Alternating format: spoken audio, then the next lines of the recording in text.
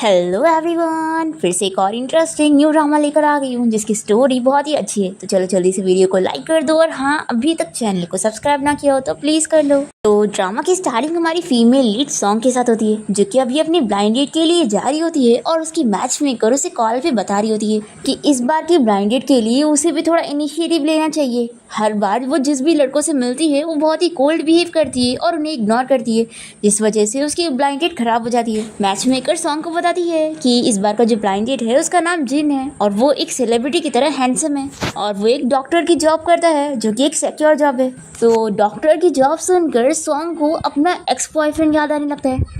फिर हम फ्लैशबैक में सॉन्ग के एक्स बॉयफ्रेंड चैन को देखते हैं, जो कि उसे शादी करने के लिए डाउरी में बहुत ही महंगी कार और पैसे मांग रहा होता है और उसे कहता है कि अगर वो नहीं देगी तो वो उससे ब्रेकअप कर लेगा। सॉन्ग को उस पर बहुत ही गुस्सा आती है और वो उसके ऊपर पानी फेंक कर चली जाती है और उसके साथ ब्रेकअप कर लेती है। फिर अपने एक्स बॉयफ्रेंड को याद करने के बाद चैन अपनी मैच मेकर आंटी से कहती है कि मैं यहाँ पहुँच गई हूँ, आप फिक्र मत करो। फिर सॉन्ग अपने ब्लाइंड डेट के पास आके बैठती है, जो कि कोई और नहीं हमारे इस ड्रामे का मेन लीड है और इसका नाम जीन है। सॉन्ग जीन को अपने आप को इंट्रोड्यूस करने लगती है, बताती है कि मेरा नाम सॉन्ग है और मैं एक टीचर की जॉब करती हूँ और मेरी मंथली सैलरी 8000 है। और देखो, मेरी फैमिली की तरफ से तुम्हें कोई डाउरी नहीं मिलेगी क्योंकि मेरे डैड नहीं है और मेरी मॉम ने दूसरी शादी कर ली है और मेरा बस एक हाफ ब्रदर है और मैं भी तुमसे बदले में कोई ब्राइड प्राइज नहीं लूंगी। हाँ, मैं तुम्हें ये सब डायरेक्टली कह रही हूँ, लेकिन क्योंकि हम ब्लाइंड डेट पर आए हैं तो हमें ये सारी चीजें क्लियर बात करनी चाहिए ताकि हम एक दूसरे का टाइम ना वेस्ट करें। तो जिन भी कहता है कि हाँ तुम सही कह रही हो और फिर सॉन्ग जिन से इस बारे में पूछती है कि डॉक्टर जिन आपको अपने पार्टनर में क्या रिक्वायरमेंट चाहिए। तो जिन कहता है कि मुझे ऐसी बंदी चाहिए जो खाना पका सके क्योंकि बाहर का खाना अनहाइजीनिक होता है। इस पर सॉन्ग कहती है कि फिर तो मेरी कुकिंग बहुत ही अच्छी है और मैं अक्सर घर पे ही खाना बनाती हूँ। फिर जिन कहता है कि अगर तुम्हें कोई और क्वेश्चंस पूछने हैं तो पूछ लो। सॉन्ग कहती है कि नहीं, अगर तुम माइंड न करो तो आज ही हम इसी वक्त चल के अपना मैरिज सर्टिफिकेट ले सकते हैं। तो जिन कहता है कि तुम्हें शादी करने की बहुत जल्दी है। इस पर सॉन्ग कहती है कि कोई बात नहीं, अगर तुम्हें टाइम चाहिए तो तुम कुछ दिनों का टाइम ले लो, मैं तुम्हारे जवाब का वेट करूंगी। इस पर जिन कहता है कि वेट करने की जरूरत नहीं है, आज का दिन अच्छा है तो हम शादी कर लेते हैं। ये सुनकर सॉन्ग तो शॉक होती है और फिर दोनों ही कोर्ट जाकर अपना मैरिज सर्टिफिकेट ले लेते हैं। बाहर आते ही सॉन्ग जिन से पूछने लगती है कि क्या मैं आज रात ही तुम्हारे घर पे शिफ्ट हो सकती हूँ। देखो, फिक्र मत करो, मैं सोफा पर या फिर स्टडी रूम में सो जाऊंगी। जिन पूछता है कि आज ही क्यों, तो सॉन्ग बताती है कि मैं अपने मॉम और स्टेप फादर और ब्रदर के साथ रहती हूँ और उनके साथ रहने में मुझे जम नहीं रहा है, इसलिए। तो जिन समझ जाता है कि इसने शादी इसलिए की है ताकि इसे रहने के लिए कोई जगह मिल जाए। फिर ये इसे अपना रूम कार्ड देने लगता है और अपना एड्रेस बता देता है। सॉन्ग इसे रूम कार्ड लेने लगती है तो जिन इसे बताता है कि तुम मेरी कलीग की एक्स गर्लफ्रेंड हो, फिर भी मैंने तुमसे शादी करने में माइंड नहीं किया, मैं बस इतना चाहता हूँ कि तुम उसके साथ सारे रिश्ते खत्म कर दो। तो सॉन्ग सोचती है कि अच्छा, तो ये दोनों सेम हॉस्पिटल में काम करते हैं। फिर ये जिन को बताती है कि मेरा ऑलरेडी उसके साथ ब्रेकअप हो चुका है। तो इस पर जिन कहता है कि फिर तो अच्छी बात है और वो इसे कार्ड दे देता है और पूछता है कि तुम्हें कहाँ जाना है बताओ, मैं तुम्हें राइड दे देता हूँ। तो सॉन्ग बताती है कि मुझे स्कूल जाना है क्योंकि मेरे क्लासेस है। फिर हम देखते हैं कि सॉन्ग अपने स्कूल पहुंचती है और यहाँ पर उसकी एक फ्रेंड उसे पूछती है कि जरूर तुम्हारी ब्लाइंड डेट सक्सीड हो गई होगी क्योंकि तुम इतना देर से जो आई हो। वो इसे पूछती है कि आखिर इस बार का लड़का कैसा था, जरूर तुम्हारे उस एक्स बॉयफ्रेंड से तो बेहतर ही होगा जिसको तुमने 3 साल डेट की थी और उसने तुम्हें चीट किया और ऊपर से तुमसे इतने ज़्यादा अमाउंट में डाउरी मांग रहा था। तो सॉन्ग कहती है कि तुम वो महंगी कार तो भूल ही गई। इसकी फ्रेंड कहती है कि हाँ, उसकी तो बात ही करने वाला नहीं है। अब तभी यहाँ पर सॉन्ग को उसकी मैच मेकर आंटी कॉल करके चिल्लाती है कि आखिर वो ब्लाइंड डेट के लिए क्यों नहीं गई। वो बंदा उसका वेट करता रह गया और फिर वहाँ से चला गया। सॉन्ग को बहुत ही शौक लगता है कि वो गलत डेट पर चली गई और उसने शादी भी कर ली। दूसरी तरफ हम यहाँ जिन को देखते हैं, जो कि अपने हॉस्पिटल पहुँचता है और इसे पता लगता है कि इसकी ग्रैंडमा यहाँ इसे मिलने आई है। ग्रैंडमा जिन को चिल्ला रही होती है कि मैंने तुम्हें ब्लाइंड डेट पर भेजी थी और वो लड़की 10 मिनट लेट क्या हुई, तुम वहाँ से चले क्यों गए। वो तो अच्छा हुआ कि वो लड़की तुम्हें सेकंड चांस देने के लिए तैयार है, कल फिर से उससे मिलने के लिए चले जाना। तो जिन अपनी ग्रैंडमा को बताता है कि इसकी जरूरत ही नहीं पड़ेगी और वो अपना मैरिज सर्टिफिकेट दिखाता है। तो ग्रैंडमा कहती है कि क्या तुमने मुझे 3 साल की समझा हुआ है जो मैं फेक मैरिज सर्टिफिकेट को असली समझूंगी। तो जिन कहता है कि ग्रैंडमा, अगर आपको बिलीव नहीं हो रहा तो आज रात आप घर आकर खुद ही मेरी वाइफ को देख लेना। तो ग्रैंडमा कहती है कि वो तो मैं ज़रूर आऊँगी, ताकि मैं भी तो देखूँ कि तुम मुझे फूल बनाने के लिए कौन सी ट्रिक्स आजमा रहे हो। फिर जीन अपना सर्जरी के लिए चला जाता है और उसकी ग्रैंड मम मैरिज सर्टिफिकेट खोलकर सॉन्ग को देखकर बड़ी खुश होती है और सोचती है कि इन दोनों तो बहुत ही अच्छे कपल लग रहे हैं। दूसरी तरफ सॉन्ग अपनी फ्रेंड को इस बारे में बताती है कि उसने गलत बंदे के साथ शादी कर ली। उसे सुनने में गलती हुई, मैच मेकर ने उसे डॉक्टर जिंग बताई थी और इसने किसी डॉक्टर जिन से शादी कर ली है। फिर इसकी फ्रेंड कहती है कि जैसा भी तुमने मुझे कहा कि उस डॉक्टर जिन को पता था कि तुम उसकी कलीग की एक्स गर्लफ्रेंड हो, पर फिर भी उसने तुमसे शादी क्यों किया?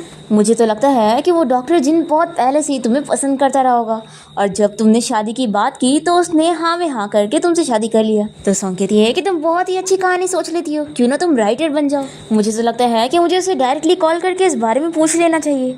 फिर जैसे ही सॉन्ग अपना फ़ोन लेती है तो इसे जिन का मैसेज आता है। वो इसे बताता है कि मेरी ग्रैंडमा आज रात घर आने वाली है, तो तुम मेरी हेल्प कर देना। सॉन्ग सोचती है कि लगता है उसकी फैमिली उसे शादी करने के लिए फोर्स कर रही थी, इसीलिए उसने मुझसे शादी करने के लिए मान गया। फिर सॉन्ग अपने घर आकर अपना लगेज पैक करके निकल रही होती है और तो इसकी मम्मी से कहती है कि अगर तुम बाहर रेंट पे रहोगी तो पैसे कैसे बचाओगी? सब मेरी गलती है, मैं तुम्हारी डाउरी के लिए कोई भी पैसे जमा नहीं कर पाई। तब यहाँ पर सॉन्ग का स्टेप फादर घर आ जाता है और इसे देखकर सॉन्ग सोचती है कि इसी की वजह से वो इस घर में एक मिनट भी स्पेंड नहीं कर सकती। हमें फ्लैशबैक भी दिखाते हैं कि सॉन्ग बिल्कुल भी सुकून से इस घर में नहीं रह पा रही है क्योंकि इसके स्टेप फादर की इस पे बुरी नजर है। फिर हम देखते हैं कि सॉन्ग जिन के घर पे पहुंच जाती है और अपनी सारी चीजों को सेटल वगैरह कर देती है और उसके बाद कुकिंग करना स्टार्ट करती है। फिर कोई डोरबेल बजाता है और सॉन्ग देखती है कि जिनकी ग्रैंडमा यहाँ पहुंच गई है। सॉन्ग उनका अच्छे से वेलकम करने लगती है और ग्रैंडमा सॉन्ग को देखकर बहुत ही खुश होती है कि वो तो मैरिज सर्टिफिकेट की फोटो से भी ज्यादा प्रिटी लग रही है। ग्रैंडमा कहती है कि मेरा ग्रैंडसन तो कितना लकी है कि उसे तुम जैसी लड़की मिली। फिर सॉन्ग ग्रैंडमा को घर में आने के लिए कहती है और ग्रैंडमा सारी चीजें देखकर बहुत ही खुश हो रही होती है कि सॉन्ग ने सारी चीजों को कितने अच्छे से डेकोरेट कर दिए और उसने इतनी सारी डिशेस कुकिंग करी है। ये देखकर ग्रैंडमा कहती है कि सच में मेरा ग्रैंडसन बहुत ही लकी है जो उसे तुम जैसी वाइफ मिल गई। फिर सॉन्ग अपनी तारीफें सुनकर खुश हो रही होती है और ग्रैंडमा से बातें कर रही होती है। तभी घर पे जिन पहुंच जाता है और वो सॉन्ग को देखकर खुश होने लगता है और सोचता है कि अब उसे एहसास हो रहा है कि उसने सॉन्ग से शादी कर ली है। अब तभी ग्रैंडमा और सॉन्ग जिन को देख लेते हैं और सॉन्ग जल्दी से ग्रैंडमा को दिखाने के लिए जिन के पास जाती है और उससे बात करने लगती है और उसे कहती है कि तुम फिक्र मत करो, मैं ग्रैंडमा को पता नहीं लगने दूंगी। फिर सॉन्ग खाना सर्व करने चली जाती है और ग्रैंडमा जिन से कहती है कि तुम तो बहुत ही सेंसिबल निकले जो इतनी अच्छी लड़की ढूंढे हो। देखो मैंने जो तुम्हें ब्लाइंड डेट सजेस्ट करी थी ना, उसके बारे में सॉन्ग को मत बताना, नहीं तो वो अपसेट हो जाएगी। और तुम इधर खड़े क्या हो? तुम्हारी वाइफ उधर खाना सर्व करने गई है, तो जाके उसकी हेल्प करो। फिर ये किचन आकर सॉन्ग की हेल्प करने लगता है और बताता है कि मेरी ग्रैंडमा हम दोनों को देख रही है और वैसे मेरी ग्रैंडमा को तुम बहुत ही पसंद आई। तो सॉन्ग कहती है कि ये तो अच्छी बात है। फिर वो खाना सर्व कर लेती है और ग्रैंडमा यहाँ सॉन्ग को अपना ब्रेसलेट देने लगती है तो सॉन्ग नहीं लेती, कहती है कि ये बहुत ही महंगा है। पर जीनी से कहता है कि ग्रैंडमा दे रही है तो ले लो, तो वो ले लेती है। फिर ग्रैंडमा पूछती है कि अब तो तुम दोनों ने सर्टिफिकेट भी ले लियो, तो आखिर अब पेरेंट्स से कब मिलने का प्लान है और वेडिंग का कब प्लान है? फिर ग्रैंडमा जिन से इस बारे में पूछती है कि तुमने सॉन्ग के लिए क्या ब्राइड प्राइस तैयार करके रखी हो? तो सॉन्ग तुरंत ही कहती है कि ग्रैंडमा मेरी फैमिली की तरफ से कोई डाउरी नहीं मिलेगी। इस पर ग्रैंडमा कहती है कि ब्राइड प्राइस हम रिटर्न में थोड़ी ना दे रहे, बल्कि ये तो ग्रूम की साइड से सिंसियरिटी और लड़की के लिए रिस्पेक्ट के लिए होता है। ये सुनकर सॉन्ग अपने एक्स बॉयफ्रेंड चैन के बारे में याद करने लगती है। उसने इसे कहा था कि वो उसे इतनी ज़्यादा ब्राइड प्राइस दे रहा है तो बदले में एक महंगी कार तो एक्सपेक्ट कर ही सकता है। तो सॉन्ग उसे कहती है कि मुझे तुम्हारी ब्राइड प्राइस नहीं चाहिए, बल्कि तुम्हारी फैमिली और तुम्हारी तरफ से रिस्पेक्ट चाहिए। तो चैन कहता है कि वो तो तुम्हें नहीं मिलेगी जब तक तुम मर्सिडीज नहीं देती। और फिर इतने में सॉन्ग को कोई चैन की फोटोज भेज देता है और सॉन्ग को पता लगता है कि ये चैन उसे चीट कर रहा है। फिर सॉन्ग को इस पर गुस्सा आती है कि एक चीटर को रिस्पेक्ट के बारे में पता ही क्या होगा और फिर वो उसे छोड़कर चली जाती है और फ्लैशबैक यहाँ पर खत्म होता है और सॉन्ग सोचती है कि यानी कि मैरिज इक्वल एक्सचेंज नहीं होता है। और ग्रैंडमा फिर से जिन से इस बारे में पूछ रही होती है कि तुमने सॉन्ग के लिए कितनी ब्राइड प्राइस तैयार करे हो? तो जिन अपना कार्ड निकाल कर सॉन्ग को देने लगता है और बताता है कि इसमें मेरी अब तक की सारी सैलरीज है और अब फ्यूचर में आने वाली सैलरी भी तुम्हारी होगी। फिर ग्रैंडमा जल्दी से इस कार्ड को सॉन्ग को देने लगती है और कहती है कि ये जिनकी सैलरी कार्ड है और अब से ये तुम्हारा ही है। देखो जिनके ग्रैंडपा भी मुझे अपनी सैलरी दिया करते थे और इससे पता लगता है कि तुम्हारा हस्बैंड तुमसे कितना प्यार करता है। फिर जिन यहाँ पर ग्रैंडमा को याद दिलाता है कि ग्रैंडमा आपकी प्यारी ग्रैंड डॉटर इन लॉ का बनाया हुआ खाना ठंडा हो जाएगा अगर आप खाएंगी नहीं तो। फिर डिनर के बाद ग्रैंडमा यहाँ से चली जाती है और सॉन्ग सारी चीजें साफ कर रही होती है। तभी यहाँ पर जिन आकर इसे थैंक यू कहने लगता है। तो जिन कहती है कि इसकी जरूरत नहीं है, ये तो मेरी ड्यूटी थी। और फिर वो जल्दी से इसका सैलरी कार्ड इसे वापस करने लगती है और कहती है कि ग्रैंडमा अगर मुझसे पूछेंगी तो मैं उनसे कह दूंगी कि ये मेरे पास ही है। और फिर ये जल्दी से ब्रेसलेट भी निकाल कर देने वाली होती है तो जिन इसे रोकता है और कहता है कि इसे अपने पास ही रखो। और हाँ, तुम्हें ये सारी चीजें क्लीन करने की जरूरत नहीं है क्योंकि मेड आकर क्लीन कर देगी। और फिर वो अपना शावर लेने के लिए जा रहा होता है। तभी यहाँ पर सॉन्ग को याद आता है कि वो अपने कपड़े वॉशरूम में भूल गई है। तो वो जल्दी से भाग कर जाने लगती है और तभी जिन बाथरूम से बाहर निकल रहा होता है और सॉन्ग गलती से उसका बाथरूम हटा देती है। और फिर वो बहुत ही शाय होकर जल्दी से सॉरी बोलकर भाग जाती है। और जिन सोचे फिर जाता है कि क्या मैं इतना स्कैरी हूँ जो ये मुझसे इतना डर रही थी। सॉन्ग इसे मैरिज सर्टिफिकेट तैयार करके दे रही होती है और कहती है कि हम यहाँ पर अच्छे से रह सके इसलिए हमें रूल्स फॉलो करने चाहिए। तुम इसे पढ़ लो, अगर सही लगे तो तुम भी अपने कुछ रूल्स ऐड कर सकते हो। तो जिन कॉन्ट्रैक्ट के रूल्स पढ़ने लगता है जिसमें लिखा होता है कि दोनों का ही इस घर पे 50-50% हिस्सा है, यानी कि दोनों को ही अपनी 50-50% जिम्मेदारी निभानी है। और फ्यूचर में अगर इन लोग के बच्चे होते हैं तो लड़के का सरनेम जिन का होगा और लड़की का सरनेम सॉन्ग का होगा। और अगर जिन को कभी कोई लड़की पसंद आ जाए और उसे डिवोर्स लेना हो तो उसे सॉन्ग को एडवांस में बताना होगा। वो इसे पूछता है कि तुमने मेरे चीटिंग के बारे में तो लिखी हो, लेकिन अगर कभी तुमने चीट करी तो सॉन्ग कहती है कि मुझे सबसे ज्यादा चीटर से नफरत है, तो मैं ऐसी चीज कभी नहीं बन सकती जिससे मुझे नफरत है। तो जिन कहता है कि कितना बड़ा कोइंसिडेंस है, मुझे भी चीटर से नफरत है। फिर ये इसे कॉन्ट्रैक्ट साइन करने के लिए दे देती है। जिन कॉन्ट्रैक्ट साइन करने के बाद सोचता है कि सॉन्ग ने लाइफ में ऐसा क्या फेस करी है जो उसने इस एग्रीमेंट को इतना डिटेल में लिखी हुई है। फिर यहाँ पर सॉन्ग इसे डिस्कस कर लेती है कि मैं स्टडी रूम में सोया करूंगी और तुम अपने रूम में सो जाना। तो ये कहता है कि ठीक है और वो चला जाता है। फिर सॉन्ग यहाँ स्टडी रूम में आ जाती है और सोचती है कि मेरे उस घर के स्टोर रूम से सोने से तो यहाँ पर सोना काफ़ी ज़्यादा बेहतर है और पता नहीं मैं इतने पैसे कब तक जमा कर पाऊंगी कि सिटी में खुद का घर ले सकूँ। फिर हम देखते हैं कि सॉन्ग को यहाँ पर उसकी मॉम का कॉल आता है और वो उसे पूछती है कि तुमने मुझे बताया ही नहीं कि तुम्हारे पास न्यू बॉयफ्रेंड आ गया। अगर वो तुम्हें अच्छे से ट्रीट कर रहा है तो ब्राइड प्राइस की तो ज़रूरत ही नहीं है। तो सॉन्ग कहती है कि मॉम वो बहुत ही अच्छा है और उसकी ग्रैंडमा भी मुझे बहुत ही अच्छे से ट्रीट करती है और उन्होंने तो मुझे एक ब्रेसलेट भी गिफ्ट करी है। और उसकी ग्रैंडमा तो इतनी अच्छी है कि उन्होंने कहा कि हमें कोई डाउरी देने की ज़रूरत नहीं है, फिर भी वो हमें ब्राइड प्राइस देंगे क्योंकि वो हमारी रिस्पेक्ट के लिए। तभी हम देखते हैं कि जिंग सॉन्ग के रूम के बाहर से ही गुजर रहा होता है और उसकी बातें सुनने लगता है। सॉन्ग की मॉम से पूछ रही होती है कि कहीं वो ब्रेसलेट बहुत महंगा तो नहीं है ना, नहीं तो हम अफोर्ड नहीं कर पाएंगे। तो सॉन्ग कहते हैं कि बिल्कुल भी नहीं, ये ब्रेसलेट बस कुछ ही 100 का है। और मामा फिक्र मत करो, जिन एक डॉक्टर है और मैं एक टीचर हूँ, हम दोनों इतने भी ज़्यादा रिच नहीं है लेकिन हमारी लाइफ स्टेबल है। जिन ये सब सुनकर सोचता है कि अच्छा तो कुछ 100। फिर हमें फ्लैशबैक में दिखाते हैं और हमें पता चलता है कि जिन बहुत ही रिच फैमिली से बिलोंग करता है पर उसकी अपनी डैड के साथ बनती नहीं है और वो अपना अलग रहता है और डॉक्टर की जॉब करता है।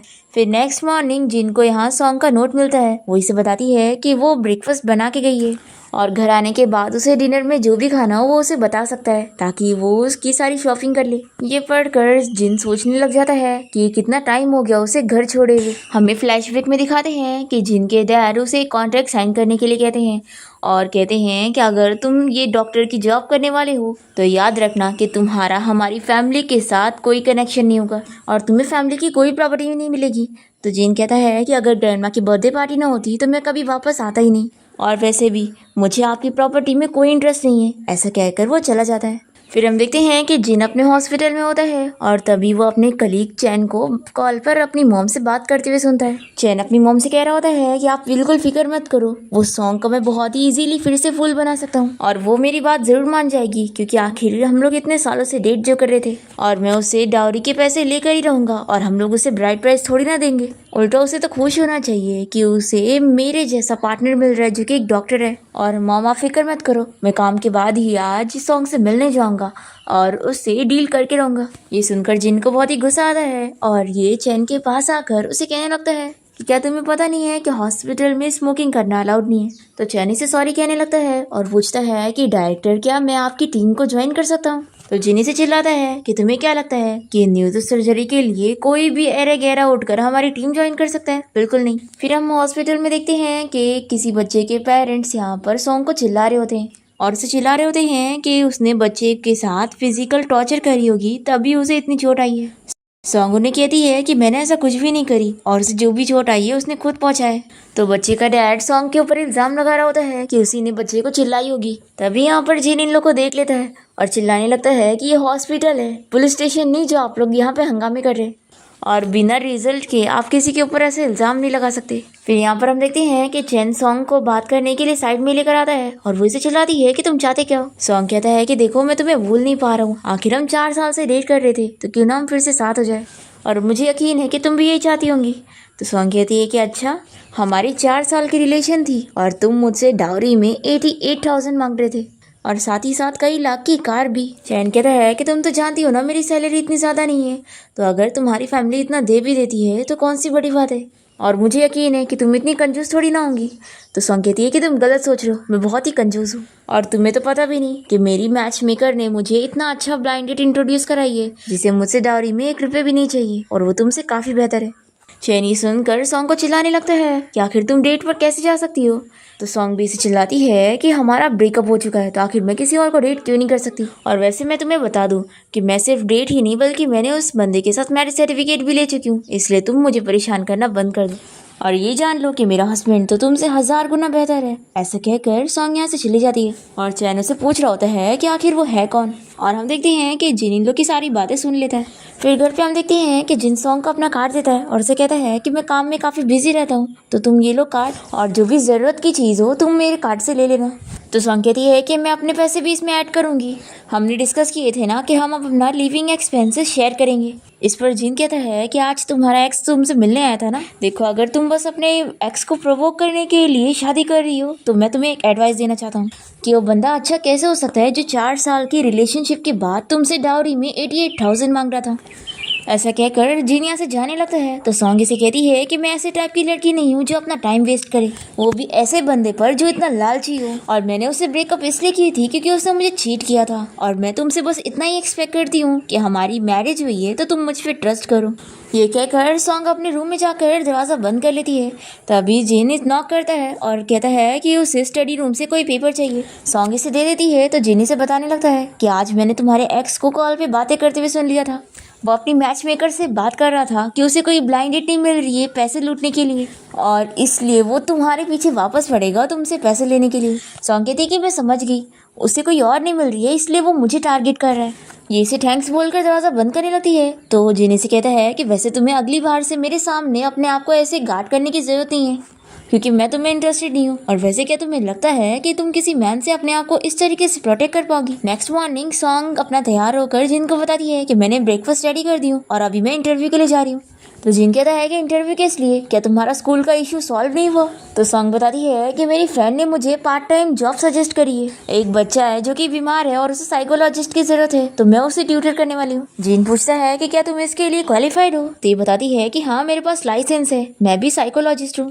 फिर इसके बाद हम देखते हैं कि सॉन्ग अपनी फ्रेंड के साथ मिस्टर फू से मिलने जाती है जिन्हें अपने बेटे के लिए एक साइकोलॉजिस्ट की जरूरत होती है। यहाँ पर सॉन्ग की फ्रेंड से कहती है कि वो और मिस्टर फू काफी ज्यादा सिमिलर दिखते हैं। फिर हम देखते हैं कि सॉन्ग उस बच्चे को बहुत ही अच्छे से हैंडल कर लेती है और ये देखकर मिस्टर फू खुश होते हैं और सॉन्ग को जॉब दे देते हैं। फिर यहाँ से जाते हुए सॉन्ग की फ्रेंड उसे कहती है कि उसे लग रहा है कि जैसे वही मिस्टर फू की खोई हुई सिस्टर है, और सच में ऐसा हुआ तो वो एक रिच फैमिली से बिलोंग करती है। ये सुनकर सॉन्ग अपनी फ्रेंड से कहती है कि तुम कुछ भी मत बोलो। तभी यहाँ पर इसे इसकी मॉम का कॉल आता है और वो सॉन्ग से कहती है कि वीकेंड पे तुम अपने बॉयफ्रेंड को डिनर पे लेकर आना, तुम फिक्र मत करो, मैंने तुम्हारे अंकल लू से भी बात कर ली हो, वो उससे डाउरी नहीं मांगेंगे। फिर हम देखते हैं कि सॉन्ग इस बारे में जिन से डिस्कस कर लेती है और जैसे ही वो घर पहुंचती है तो देखती है कि जिन पहले से ही रेडी होता है और उसने गिफ्ट भी रेडी करके रखा होता है और सॉन्ग को बताता है कि आज हम पहली बार तुम्हारे घर पे जा रहे हैं तो खाली हाथ थोड़ी ना जाएंगे। सॉन्ग ये सारी चीज देखकर कहती है कि इतनी सारी चीज देने की जरूरत नहीं है, बस मेरी मॉम को मेकअप प्रोडक्ट दे देते और मेरे स्टेप फादर को ये ड्रिंक ये सब देने की कोई जरूरत नहीं है क्योंकि वो इसके लायक नहीं है। और वो इन सब चीज़ की रिसिप्ट मांगने लगती है तो जिन कहता है कि रिसिप्ट घूम गई। वो कहती है कि कोई बात नहीं, मैं इन सारी ड्रिंक्स को एक्सचेंज करके फेक वाली लेकर आती हूँ। ये देखकर जिन तो शॉक होता है और सॉन्ग उसे एक्सचेंज करने चली जाती है। फिर हम देखते हैं कि सॉन्ग जिन को लेकर अपने घर पहुँचती है और सॉन्ग के स्टेप डैड इतना रूडली बातें करते हैं कि जिन सॉन्ग से कहता है कि अब मुझे समझ आया कि तुमने फेक गिफ्ट क्यों लेकर आई है। अब तभी यहाँ पर सॉन्ग का हाफ ब्रदर आ जाता है और वो जिन को देखकर पूछने लगता है कि सिस्टर आखिर अब तुमने किसको लेकर आई हो, क्या इसे भी 88,000 डॉलर चाहिए रहेगी या बहुत ही महंगी कार, तभी ये तुमसे शादी करेगा। तो सॉन्ग उसे कहती है कि आखिर तुम ये कैसे बात कर रहे हो। तभी इसका ब्रदर जिन को चैन के बारे में बताने लगता है कि मेरी सिस्टर का जो एक्स था वो कितना ज्यादा डाउरी मांग रहा था, पर हम इतनी महंगी शादी अफोर्ड नहीं कर सकते, तो हमने रिजेक्ट कर दिए थे। फिर डिनर के बाद सॉन्ग और जिन कार से जा रहे होते हैं। तभी सॉन्ग इसे कहती है कि तुमने देखा ना कि मेरी लाइफ कैसी थी, इसीलिए मैं मेहनत करके उस लाइफ से निकलना चाहती थी। मेरे स्टेप फादर पैसों के लालची हैं और मेरा हाफ ब्रदर भी पैसों से ऑब्सेस्ड है। और वो तो अच्छा हुआ कि मेरे एक्स की असलियत भी मेरे सामने खुल गई, नहीं तो मैं तो एक जाल से निकलकर दूसरे जाल में फंस जाती। जिन कहता है कि तुम हमारे बारे में क्या सोचती हो। तो सॉन्ग कहती है कि तुम ऐसा वैसा मत सोचना, हमारी तो बस कॉन्ट्रैक्ट मैरिज है। और देखो मैंने एक ड्रिंक पहले से सेव करके रखी हूँ, तो हम क्यों ना सेलिब्रेट करें। आज मुझे मेरी पार्ट टाइम जॉब मिल गई और मेरे न्यू बॉस तो मेरे काम से बहुत ही खुश हैं और उन्होंने मुझे एक्स्ट्रा बोनस भी दिया है। जेनी से पूछता है कि आखिर तुम इतने सारे पैसे क्यों कमाना चाहती हो, क्या तुमने जिंदगी भर सिर्फ कमाने का सोची हो। तो सॉन्ग कहती है कि मुझे खुद का घर लेना है और मैं जानती हूँ कि तुम्हें मेरा ड्रीम बहुत ही मामूली लग रहा होगा, लेकिन मेरे लिए बहुत ही बड़ी बात है। आखिर वैसे भी हमारे बीच में बहुत ज्यादा डिफरेंस है। फिर हम यहाँ सॉन्ग की मॉम को देखते हैं जो कि अपने हस्बैंड से बात कर रही होती है। वो इसे समझा रहा होता है कि सॉन्ग ने बहुत ही रिच बंदा फंसाई हुई है और हम उससे काफी ज्यादा ब्राइट प्राइस ले सकते हैं। और तुम ज्यादा सोचो मत, आखिर वो तुम्हारी सगी बेटी थोड़ी ना है, हमें उससे पहले ही पैसे लूट लेने चाहिए, नहीं तो जब उसे एक न एक दिन पता लग जाएगा कि तुम उसके असली मॉम नहीं हो तो वो तुम्हें पैसे नहीं देगी। दूसरी तरफ हम देखते हैं कि सॉन्ग यहाँ जिन के साथ ड्रिंक कर रही होती है और वो बहुत ही ज़्यादा ड्रंक हो जाती है और अपने एक्स बॉयफ्रेंड चैन की बुराई करने लगती है कि वो बिल्कुल भी हैंडसम नहीं है और तुम उससे ज़्यादा हैंडसम हो और तुम तो वाइट कोट में और अच्छे लगते हो। चैन का नाम सुनकर जिन जेलस हो रहा होता है और कहता है कि मुझे उसके साथ कंपेयर मत करो। तो कहती है कि हाँ, वो तुम्हारे साथ कंपैरिजन होने लायक का नहीं है, वो एक चीटर है, बहुत ही लालची है और उसे लड़कियों की रिस्पेक्ट करना नहीं आती। वो बंदा तो हमेशा हर जगह लड़कियों के साथ फ्लर्टिंग करता रहता है, मुझे उसकी बिल्कुल नहीं पड़ी है। क्या इस दुनिया में सभी लोग उसकी तरह होंगे और कोई रिस्पॉन्सिबल मैन नहीं होगा, मुझे एक हैप्पी फैमिली चाहिए। तो जिन सोचता है कि इसकी फैमिली ऐसी खराब है तो भी इसे फैमिली क्यों चाहिए। यहाँ पर सॉन्ग बैठे बैठे ही सो जाती है तो जिन से कहता है कि उठो, अपने रूम में जाके सो। नहीं उठी होती है तो ये इसके उठाने में हेल्प करता है और तभी एक्सीडेंटली इन लोग की किस हो जाती है। तो जिन जल्दी से सॉन्ग को दूर करता है और उसे सोफे पे लिटा के वो उसे ब्लैंकेट से कवर कर देता है। नेक्स्ट मॉर्निंग जब सॉन्ग की नींद खुलती है तो इसे बहुत ही गुस्सा आती है कि जिन ने इसे यहीं पर सोने के लिए छोड़ दिया और इसे रूम में नहीं लेकर गया। तभी जिन यहाँ पर आकर सॉन्ग को कुछ कहने की कोशिश करता है तो ये कहती है कि कल रात में बहुत ही ज्यादा ड्रंक थी, तो अगर मैंने कुछ बोली होंगी तो उसे भूल जाना। ये बोलकर वो बहुत ही गुस्से में जाने लगती है तो जिंग से बताता है कि कल रात तुमने मुझे किस कर ली थी। तो सॉन्ग कहती है कि मैंने बोली ना कल रात में ड्रंक थी, तो उसे भूल जाओ। तो कहता है कि फिर अगली बार ऐसे ड्रिंक मत करना, नहीं तो तुम ऐसी हरकतें करोगी। तो सॉन्ग इसे कहती है कि तुम इतना गुस्सा क्यों कर रहे हो, जैसे ये तुम्हारी फर्स्ट किस थी।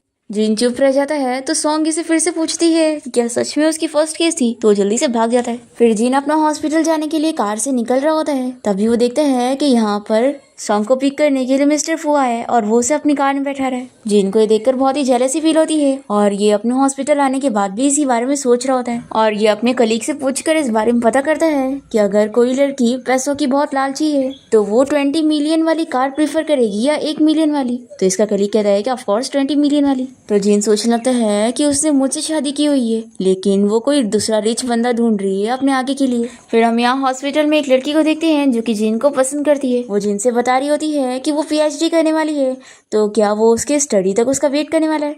तो जिन से क्लियर करता है कि मैं किसी का वेट नहीं करने वाला, मेरी शादी हो चुकी है।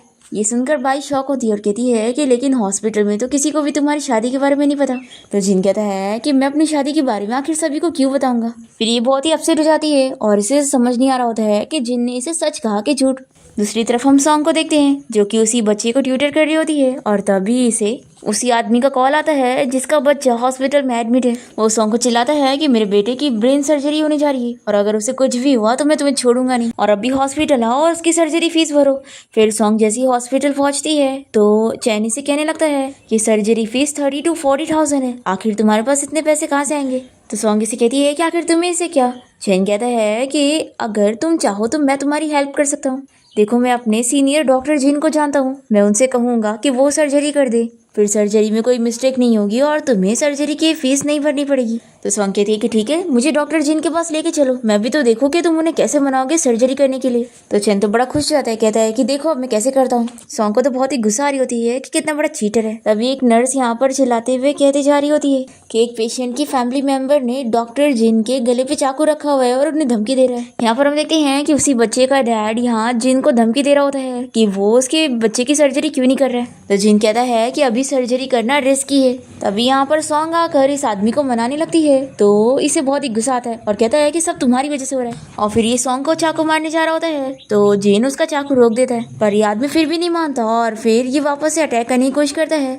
और इस बार सॉन्ग जिन को बचाने की कोशिश करती है और उसके हाथ में चोट लग जाती है।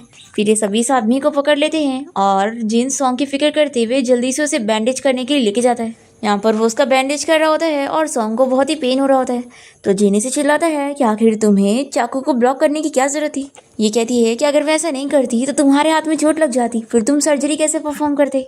तो जिन का कलीग सॉन्ग की तारीफ करने लगता है कि वो डॉक्टर जिन की सेवियर है। फिर सॉन्ग जिन से उस बच्चे के डैड के बारे में पूछने लगती है कि वो उसका क्या करने वाला है। तो ये कहता है कि वो उसने हॉस्पिटल में हथियार का यूज़ किया है और तुम्हें चोट भी पहुंचाया है, इसलिए ये चीज़ साइलेंटली सेटल नहीं होगी, लेकिन तुम फिक्र मत करो, मैं सर्जरी परफॉर्म करूंगा।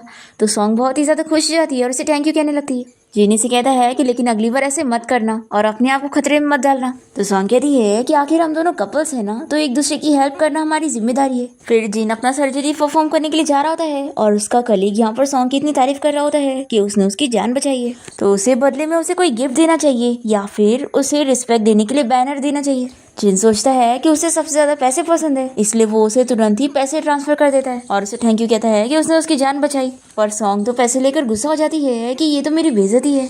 फिर हम देखते हैं कि सॉन्ग यहाँ से जा रही होती है तो जेनी से पिक करने के लिए आता है और कहता है कि साथ चलते हैं। ये गुस्से में कार में बैठ जाती है और से बात नहीं कर रही होती है। ये सोचता है कि पहले तो ये बहुत खुश थी, अब इसे क्या हो गया। फिर सॉन्ग इसे बताती है कि एक ओल्ड मैन को 50,000 की जरूरत थी, इसलिए जो तुमने मुझे पैसे दिए थे मैंने उसे दे दी। जिन कहता है कि कोई बात नहीं, मैंने वो पैसे तुम्हें दिया था तो अब वो तुम्हारे पैसे थे, तो तुम जो चाहे वो कर सकते। सॉन्ग कहती है कि मैंने उन अंकल को तुम्हारे नाम पे पैसे दिए और मैंने तुम्हारी जान पैसों के लिए नहीं बचाई थी। जिन कहता है कि मैंने कुछ ज्यादा नहीं सोचा, मुझे बस लगा कि तुम्हें सबसे ज्यादा पैसे पसंद है तो मैं तुम्हें थैंक्स कहना चाहता था। पर सॉन्ग कहती है कि लेकिन मुझे बिल्कुल पसंद नहीं आया, इसलिए अगली बार से ऐसा मत करना। तो जिन कहता है कि अगर तुम्हें ये चीज़ पसंद नहीं आई तो मैं अगली बार ऐसा कभी नहीं करूंगा, और वैसे अगर तुम्हें कभी मेरी कोई चीज़ पसंद ना आए तो तुम मुझे डायरेक्टली बता सकती हो, कभी कोई चीज़ मन में मत रखना क्योंकि मैं गैस करने में बिल्कुल अच्छा नहीं हूँ। फिर सॉन्ग कहती है कि वैसे आज मेरे हाथ में चोट लगी है तो मैं कुकिंग नहीं कर पाऊंगी, तो क्यों ना हम बाहर से खाना ऑर्डर कर ले। तो जिन कहता है कि मुझे पता था कि तुम कुकिंग नहीं कर पाओगी, इसीलिए तो आज मैं कुकिंग करूंगा। ये सुनकर तो सॉन्ग बड़ी खुश हो जाती है और कहती है कि तुम्हें कुकिंग करना भी आती है। फिर हम देखते हैं कि जिन किचन में कुकिंग कर रहा होता है और तभी सॉन्ग इसे देखकर बड़ी खुश हो रही होती है और इसकी फोटो लेने लगती है। तो जिन से पूछता है कि तुम ये क्या कर रही हो। तो कहती है कि मैं हैंडसम डॉक्टर जिन को कुकिंग करते हुए देख रही हूँ और सच में तुम तो बहुत ही हैंडसम लग रहे हो। तो जिन कहता है कि पहली बार है कि किसी ने मेरी इतनी तारीफ की है। तो सॉन्ग इसे ब्लश करते हुए देखती है। तो सॉन्ग इसे ब्लश करते हुए देखकर सोचती है कि मैन भी तारीफ सुनकर ब्लश करते हैं। फिर इसके बाद ये दोनों साथ में बैठ के डिनर करते हैं और जिन सॉन्ग को खाना सर्व करने में हेल्प करता है और वो उसे कहता है कि उसे कोई भी घर के काम करने की ज़रूरत नहीं है, उसके हाथ में चोट आई है। और फिर वो सॉन्ग के बाल टाई करने में भी हेल्प करता है और कहता है कि अगर शावर में मेरी हेल्प चाहिए तो बता सकती हो। पर वो कहती है कि मेरे एक हाथ में चोट आई है, दोनों में नहीं। और फिर वो शावर लेकर बाहर आ जाती है और जिन इसके हाथ पे वापस से मेडिसिन लगा देते हैं और सॉन्ग उसे कहती है कि आज तक मेरी कभी इतनी ज़्यादा केयर किसी ने नहीं किया और तुम पहले हो। ऐसा बोलते हुए वो रोने लग जाती है। तो जिनी से एहसास दिलाता है कि मैं तुम्हारा कोई भी नहीं हूँ बल्कि तुम्हारा हस्बैंड हूँ और ये मेरी ड्यूटी है। तो सॉन्ग कहती है कि लेकिन तुम मेरे कॉन्ट्रैक्ट हस्बैंड हो। तो जिन कहता है कि लेकिन स्टिल हम लोग मैरिड हैं, तो जब भी तुम्हें मेरी ज़रूरत होगी तो मैं तुम्हारे साथ रहूँगा। तो सॉन्ग कहती है कि मैं भी। फिर नेक्स्ट टाइम देखते हैं कि स्कूल में टीचर मीटिंग होती है और यहाँ पर जो प्रिंसिपल होती है वो सॉन्ग को फायर कर रही होती है, ये कहकर कि गलती उसकी थी और उसकी वजह से स्कूल का नाम खराब हो रहा है। सॉन्ग यहाँ पर कहती भी है कि दूसरी टीचर की गलती थी, पर ये प्रिंसिपल मानने के लिए तैयार नहीं होती। तभी यहाँ पर उसी स्टूडेंट की मॉम आ जाती है और वो सॉन्ग को बैनर देने लगती है कि उसकी वजह से उनकी बेटे की जान बच पाई है। फिर यहाँ पर हेड आ जाता है और वो बताता है कि सॉन्ग की इसमें कोई गलती नहीं थी और जिस टीचर की गलती थी उसे फायर कर दिया जाता है। फिर सॉन्ग इस लेडी के साथ स्कूल से बाहर आ जाती है और ये सॉन्ग को बताती है कि वो यहाँ बैनर डॉक्टर जिन के कहने पर लेकर आई है ताकि सभी को पता लगे कि सॉन्ग की कोई गलती नहीं थी बल्कि उसने तो हेल्प की थी उस स्टूडेंट को टाइम पर हॉस्पिटल पहुंचाने में। फिर रेडी यहाँ से चली जाती है और तभी यहाँ पर जिन सॉन्ग को पिक करने आता है ये से पूछने लगती है कि तुम यहाँ पर क्या कर रहे हो। तो ये कहता है कि मेरी वाइफ को स्कूल में बुली किया जा रहा था, तो आखिर मैं यहाँ पर क्यों नहीं आता, और अब मुझे वापस ये मत याद दिलाना कि हम लोग कॉन्ट्रैक्ट मैरिज। खुश होती है और सोचती है कि अब उसे फील हो रहा है कि अब कोई उसके साथ है।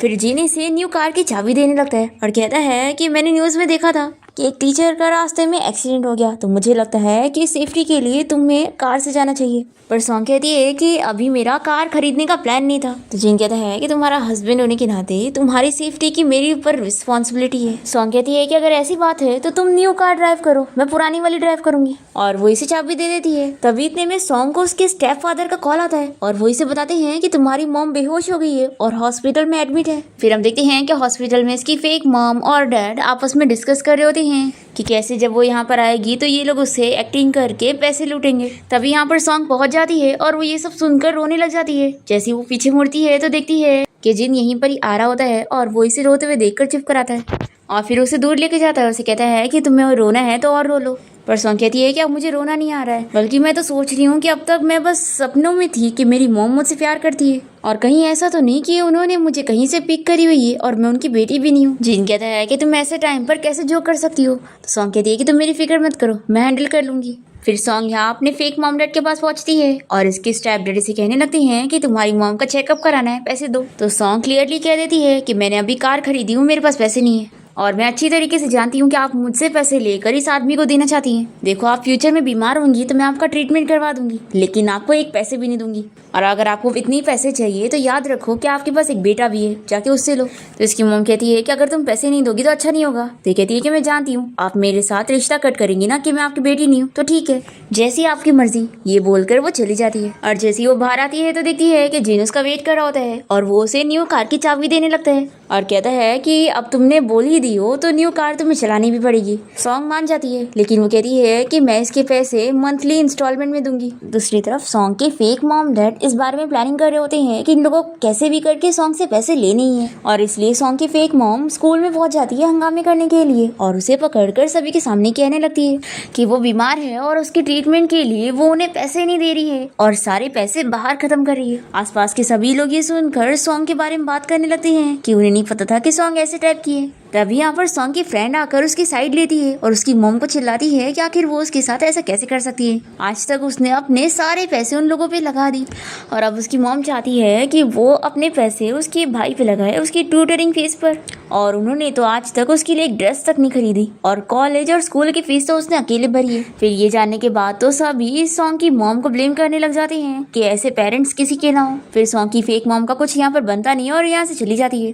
फिर हम देखते हैं कि वीडियो जिन तक पहुंच जाता है और वो तुरंत ही सॉन्ग को कॉल करके उसे पूछता है कि वो ठीक है कि नहीं, और उसे बताता है कि मैं बाहर बिजनेस ट्रिप पर जाने वाला हूँ, तो हम लोग बाहर डिनर करते हैं और शॉपिंग पर चलते हैं। फिर हम देखते हैं कि रेस्टोरेंट में सॉन्ग जिन से कह रही होती है कि तो बहुत ही महंगा रेस्टोरेंट है, मेरी हाफ सैलरी की जितनी यहाँ की प्राइस है।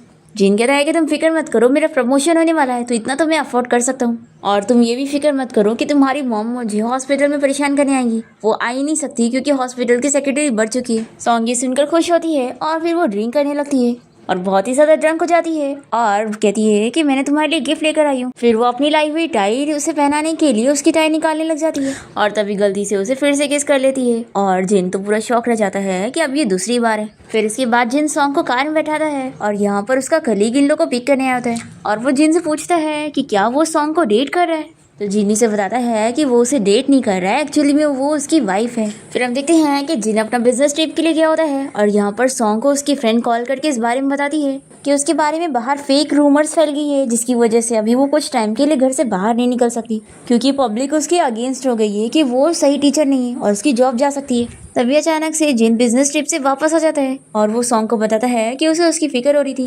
फिर हम देखते हैं कि जिन अपने फ्रेंड्स को कॉल करके सॉन्ग के बारे में इस फेक रूमर को हटाने के लिए कहता है और दूसरी तरफ हमें पता चलता है कि ये फेक न्यूज फैलाने वाले कोई और नहीं बल्कि सॉन्ग के फेक मॉम डैड है। फिर सॉन्ग को पुलिस स्टेशन से कॉल आती है कि उसका भाई जेल में बंद है।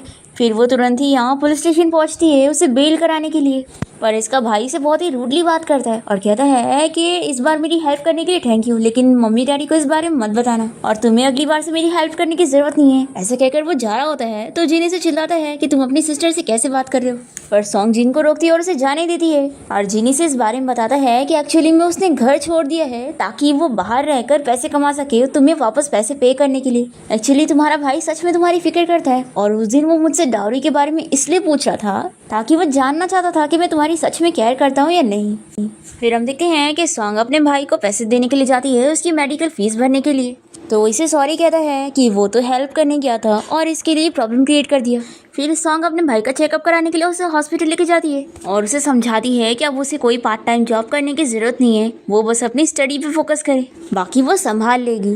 फिर हम देखते हैं कि जिन सॉन्ग को इस बारे में पता करके बताता है कि उसकी मॉम भी उसकी असली मॉम नहीं है और उन्होंने तो बस उसे पाली है। फिर सॉन्ग बहुत ही ज्यादा रोने लग जाती है कि आखिर उसके असली मॉम डैड कहाँ पर है और उन लोगों ने उसे कभी क्यों नहीं ढूंढे। जिन कहता है कि मैं तुम्हारी हेल्प करता हूँ उन्हें ढूंढने में, तो कहती है कि इसकी जरूरत नहीं है। फिर वो बहुत ही रोने लगती है और जिन से कहती है कि मुझे अपना मुंह ठीक करने के लिए हॉरर मूवी देखना है और तुम मेरा साथ दोगे। फिर ये बेचारा तो हॉरर मूवी देख के डर रहा होता है और सॉन्ग मस्त रोई जा रही होती है। ये देखकर वो कहता है कि आखिर ये कौन सी हॉबी है, इससे तो मेरी हार्ट बीट बढ़ रही है। सॉन्ग ने ड्रिंक कर चुकी होती है इसलिए वो फिर से जिन को किस कर लेती है और फिर यहीं पर ही बैठे बैठे सो जाती है, तो ये इसे रूम में लिटा देता है। नेक्स्ट डे हम देखते हैं कि जिन से मिलने के लिए उसकी मॉम यहाँ पर आई होती है। उन्हें पता लग गया होता है कि उसने किसी लड़की से शादी कर लिया है जो कि बहुत ही गरीब है, इसलिए वो उसे चिल्ला रही होती है और उससे डिवोर्स लेने का कह रही होती है। जिन इसके दिल नहीं मानता तो उसकी मॉम उसे कहती है कि देखना एक दिन वो तुम्हें पैसों के लिए छोड़ देगी। फिर इसके बाद जिन सॉन्ग से इस बारे में डिस्कस करता है कि अगर कभी उसकी फैमिली उससे मिलते हैं और उसे पैसे देकर उसे छोड़ने के लिए कहते हैं तो वो उनसे ज्यादा बातें ना करे और बस पैसे एक्सेप्ट कर ले, तभी वो लोग उसे छोड़ेंगे, नहीं तो वो लोग उसे चोट पहुंचा सकते हैं। जिन सॉन्ग को अपनी फैमिली के बारे में बताता है कि उसके फैमिली उसे डॉक्टर बनने के लिए सपोर्ट नहीं कर रहे थे, पर सिर्फ उसके ग्रैंडपा ने उसका साथ दिए तभी वो अपना करियर बना पाया, नहीं तो उसके डैड और मॉम चाहते हैं कि वो फैमिली बिजनेस संभाले। सॉन्ग जिन को काम डाउन करने की कोशिश करती है तो वो उसे बताता है कि वो उन दोनों के रिलेशन को सिर्फ कॉन्ट्रैक्ट मैरिज नहीं समझ बल्कि वो उसे रियल में लाइक करता है और पूरी लाइफ उसके साथ रहना चाहता है। सॉन्ग भी उसे कहती है कि वो भी यही चाहती है और फिर हम देखते हैं कि धीरे धीरे दोनों का बॉन्ड बहुत ही स्ट्रांग हो जाता है और जिन सॉन्ग की हेल्प करता है उसकी असली फैमिली ढूंढने में, जो कि कोई और नहीं मिस्टर फू होता है। मिस्टर फू सॉन्ग का बड़ा भाई होता है और ये लोग डीएनए टेस्ट करके ये पता लगाते हैं। सॉन्ग को उसकी फैमिली मिल जाती है और वो लोग उसे एक्सेप्ट करते हैं और बहुत ही खुश रहते हैं। और फिर इस तरीके से हम देखते हैं कि सॉन्ग और जिन एक दूसरे की हर प्रॉब्लम में हेल्प करते हैं और दोनों का ही इमोशनल बॉन्ड बहुत स्ट्रांग हो जाता है। और फिर इन दोनों को गुड न्यूज़ मिलती है कि सॉन्ग प्रेग्नेंट हो गई है, तो ये लोग बहुत ही खुश होते हैं। और फिर जिन सॉन्ग को बाहर डेट पर लेकर जाता है और उसे वेडिंग के लिए प्रपोज कर देता है और फिर दोनों एक दूसरे को रिंग पहनाते हैं। और फिर हमें कुछ महीने बाद का सीन दिखाते हैं, सॉन्ग और जिन की एक बेबी हो जाती है और दोनों ही बहुत ही हैप्पी होते हैं। सॉन्ग जिन से कहती है कि वो एक बेस्ट हस्बैंड है और एक बेस्ट डैड भी। फिर ये दोनों किस करने जा रहे होते हैं कि तभी यहाँ पर जिन का कलीग पहुंच जाता है और उसे बताता है कि उसे तुरंत ही सर्जरी के लिए हॉस्पिटल चलना होगा क्योंकि एक पेशेंट है जिसकी हालत बहुत ही खराब है। फिर जिन सॉन्ग को देखकर यहाँ से चला जाता है और सॉन्ग सोचती है कि वो एक बेस्ट डॉक्टर भी है। इसी के साथ इस ड्रामा की हैप्पी एंडिंग यहाँ पर हो जाती है।